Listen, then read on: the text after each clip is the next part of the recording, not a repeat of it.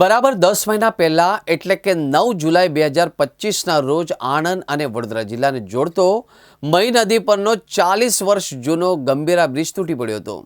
આ મોટી દુર્ઘટનામાં 20 લોકોના મોત થયા હતા, જે બાદ બ્રિજને બંધ કરીને સમારકામ શરૂ કરી દેવામાં આવ્યું હતું। જો કે હાલ આ બ્રિજનું સમારકામ પૂર્ણ થતાં જ વાહન ચાલકો અને રાહદારીઓ માટે સારા સમાચાર સામે આવી રહ્યા છે। 2 એપ્રિલથી આ બ્રિજ પર ફરી એકવાર વાહન વ્યવહાર ખુલ્લો મુકાશે। દુર્ઘટનાના 10 મહિના બાદ હાલ તો ગંભીરા બ્રિજનું સમારકામ સંપૂર્ણ રીતે પૂર્ણ થઈ ગયું છે।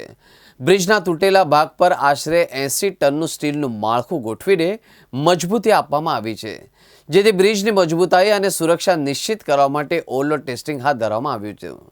ટેસ્ટિંગ માટે ઓવરલોડ ટ્રેક્ટરને બ્રિજ પરથી પસાર કરીને તેની ક્ષમતા ચકાસવામાં આવી હતી।